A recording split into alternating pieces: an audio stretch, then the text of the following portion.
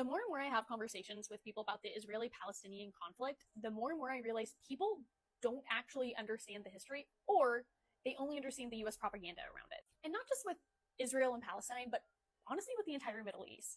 The US is so sheltered despite what we like to think, and how we receive our news and what we see of the world is so skewed. So skewed.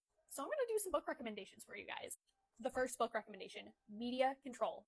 It's about the spectacular achievements of propaganda, and yes, the US is a propaganda state, whether you are a liberal or a conservative. And here's one of my favorite excerpts. That's the whole point of good propaganda.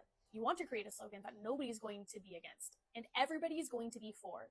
Nobody knows what it means because it doesn't mean anything. Make America Great Again. Literally, perfect example. And just one more excerpt because this is a really good book. It's also necessary to completely falsify history. That's another way to overcome these sickly inhibitions, to make it look as if when we attack and destroy somebody, we're really protecting and defending ourselves against major aggressors and monsters and so on. There has been a huge effort since the Vietnam War to reconstruct the history of that. Too many people began to understand what was really going on, including plenty of soldiers and a lot of young people who were involved with the peace movement and others. Now, this book is along the same lines as Media Control. However, this is talking about a specific tool used in propaganda called manufacturing consent.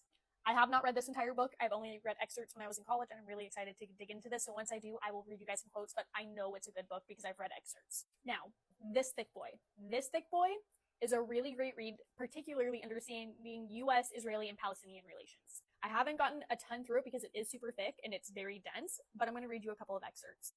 The strategic importance of the Middle East lies primarily in its immense petroleum reserves and the global power accorded by control over them, and crucially, from the huge profits that flow to the Anglo-American rulers, which have been of critical importance for their economies.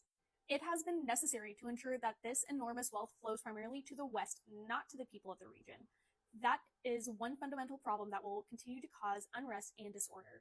Another is the Israel-Arab conflict with its many ramifications, which have been closely related to the major US strategic goal of dominating the region's wealth and resources. Now, I personally suggest every single person goes and watches this docuseries by Al Jazeera English. Super informative, goes into a great depth of the Israeli-Palestinian conflict, but not from a white person's perspective, which is super important. Anyways, I hope these books maybe are of interest to you guys. I seriously think everybody needs to continue to read. It is so important for us to understand the world around us and to take in different viewpoints and different perspectives, and not just believe what we see on the internet or on the TV.